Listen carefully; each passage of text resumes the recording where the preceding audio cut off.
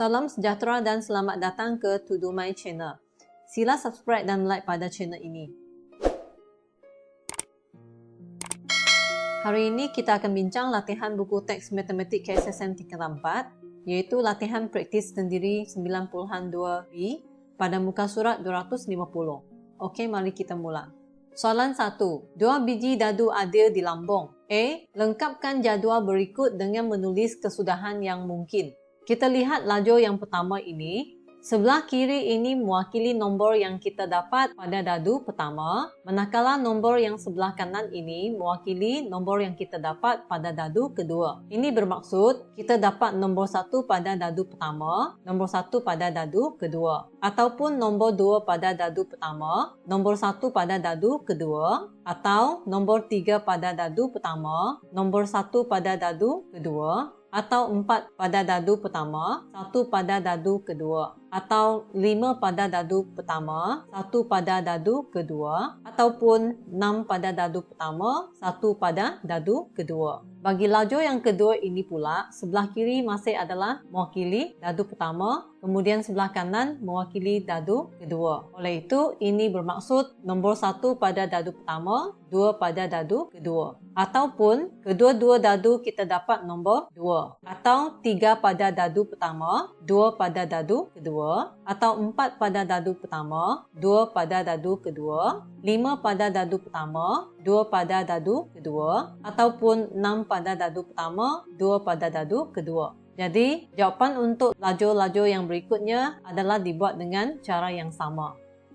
Soalan B. Nyatakan NS dalam eksperimen ini. NS di sini bermaksud jumlah bilangan kesudahan yang mungkin. Maka ia akan sama dengan terdapat 6 kesudahan pada dadu pertama darab dengan 6 kesudahan pada dadu yang kedua. 6 darab 6 akan sama dengan 36. Ini akan sama dengan bilangan kesudahan yang kita senaraikan dalam soalan A. Soalan C. Tentu sahkan konjektur rumus kebarangkalian mendapat nombor ganjil dalam dadu pertama dan nombor perdana dalam dadu kedua dengan menyenaraikan semua kesudahan yang mungkin. Jadi, pertama sekali kita buat hukum pendaraban. Kita cari kebarangkalian untuk mendapat nombor ganjil pada dadu pertama, iaitu terdapat 3 nombor ganjil pada dadu, iaitu nombor 1, 3 dengan 5. Dan pada sebiji dadu terdapat 6 nombor, 1 sampai 6. Jadi, kebarangkalian dapat nombor ganjil pada dadu adalah 3/6, diringkaskan menjadi 1/2. Seterusnya, kita tentukan kebarangkalian dapat nombor perdana pada dadu yang kedua. Pada dadu, kita akan dapat 3 nombor perdana, iaitu 2, 3 dengan 5. Oleh itu, kebarangkalian dapat nombor perdana pada dadu adalah 3/6 bersamaan dengan 1/2. Maka, kebarangkalian kita dapat nombor ganjil pada dadu pertama dan nombor perdana pada dadu yang kedua akan sama dengan kebarangkalian nombor ganjil, iaitu 1/2, didarab dengan kebarangkalian dapat nombor perdana, 1/2. Jawapan akhir adalah 1/4. Kedua, kita guna cara menyenaraikan semua kesudahan yang mungkin. Jadi, pertama sekali kita senaraikan kesudahan yang mungkin kita dapat, di mana pada dadu pertama kita akan dapat nombor ganjil, pada dadu yang kedua kita akan dapat nombor perdana. Ini boleh disalin daripada kesudahan yang kita dah senaraikan di A. Jadi, jawapannya adalah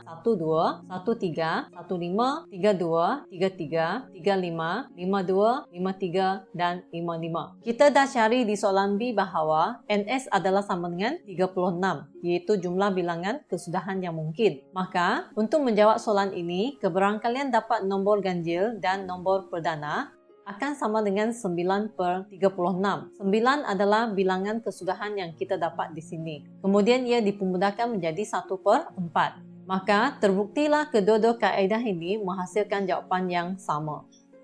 Soalan 2. Kamal memilih 2 biji guli secara rawak dari sebuah kotak yang mengandungi 4 biji guli merah, 3 biji guli kuning dan sebiji guli hijau. Guli pertama dipulangkan ke dalam kotak sebelum guli yang kedua dipilih. Tentu sahkan konjektur rumus kebarangkalian bahawa kedua-dua biji guli berwarna kuning dipilih dengan menyenaraikan semua kesudahan yang mungkin. Jadi, pertama kita gunakan hukum pendaraban kebarangkalian. Kita cari kebarangkalian kita dapat guli guli pertama yang berwarna kuning. Dalam kotak tersebut terdapat 4 biji guli merah, 3 biji guli kuning dan 1 biji guli hijau. Maksudnya hanya terdapat 3 biji guli kuning. Lepas itu jumlah guli yang ada adalah 4 tambah 3 tambah 1 iaitu 8. Ini adalah rumus kebarangkalian yang telah kita belajar di menengah rendah. Kemudian kita cari kebarangkalian guli yang kedua adalah berwarna kuning. Disebabkan guli yang telah diambil pada kali pertama ada dipulangkan ke dalam kotak sebelum guli kedua dipilih, maksudnya bilangan guli kuning yang ada dalam kotak semasa guli kedua dipilih masih kekal sama dengan 3 dan jumlah bilangan guli masih adalah 8. Jadi kebarangkalian guli yang kedua adalah kuning juga adalah 3/8. Seterusnya kita cari kebarangkalian kedua-dua biji guli itu adalah berwarna kuning, iaitu kita ambil kebarangkalian guli pertama adalah kuning darab dengan kebarangkalian guli kedua adalah kuning, 3/8 darab 3/8, jawapannya adalah 9/64.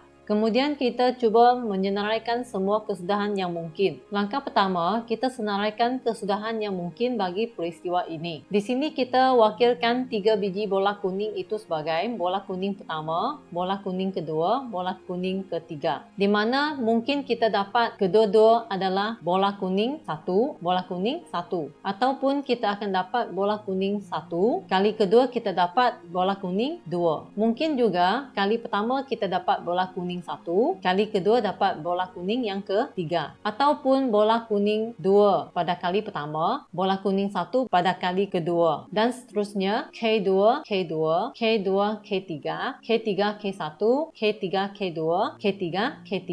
Jadi ini adalah kesudahan yang mungkin kita dapat kedua-dua adalah warna kuning. Kemudian kita tentukan jumlah bilangan kesudahan yang mungkin iaitu 8 darab 8 sama dengan 64. 8 maksudnya terdapat 8 biji guli pada pemilihan pertama. Begitu juga dengan pemilihan yang kedua, terdapat 8 biji guli. Seterusnya kita boleh cari kebarangkalian kedua-dua guli adalah berwarna kuning iaitu 9 bahagi dengan 64. Jadi bila kita bandingkan jawapan untuk kedua-dua kaedah ini, terbukti bahawa kedua-dua kaedah menghasilkan jawapan yang sama.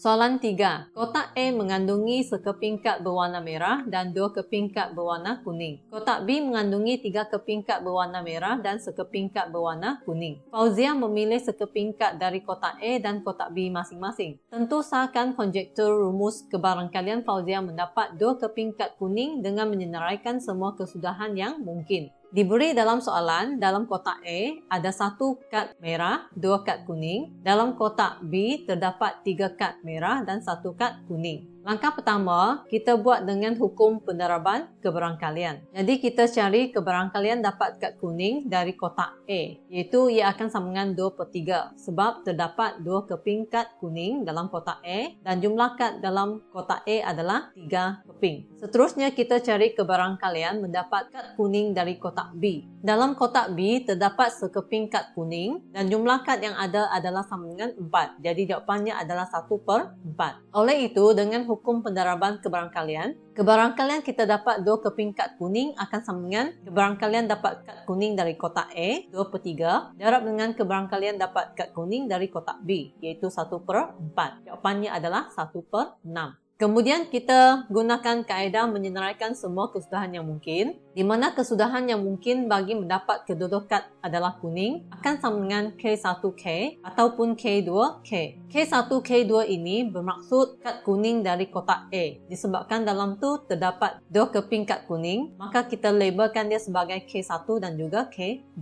Tetapi dalam kotak B hanya terdapat sekeping kad kuning, maka kita hanya labelkan dia sebagai K sahaja. Jumlah bilangan kesudahan yang mungkin dalam peristiwa ini akan sama dengan 3 darab dengan 4. Kerana dalam kotak A, jumlah kad yang ada adalah 3. Dalam kotak B, jumlah kad adalah 4. Jawapannya sama dengan 12. Oleh itu, kebarangkalian kita dapat 2 kad kuning akan sama dengan 2 bahagi dengan 12. Jawapan adalah 1/6, iaitu sama dengan jawapan untuk hukum pendaraban kebarangkalian tadi. Oleh itu, terbukti bahawa kedua-dua kaedah menghasilkan jawapan yang sama.